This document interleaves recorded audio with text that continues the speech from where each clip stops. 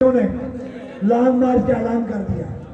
इंशाल्लाह हजारों की तादाद में मीरपुर डिवीजन से, पोस्ट डिवीजन से हजारों की तादाद में लोग निकलना शुरू हो गए हैं और इंशाल्लाह कल हम यहाँ से जो हमने अपर अड्डा के चौक में ऐलान किया है कि हम 11 बजे नीलम पुल से ब्रारकोट की तरफ जाएंगे एंट्री पॉइंट को बंद करने के लिए। क्या हमारे साथ चलेंगे?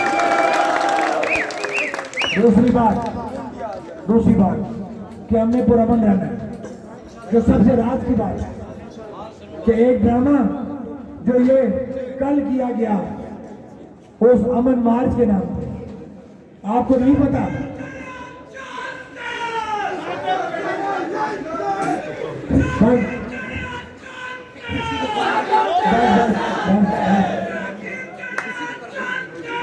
बस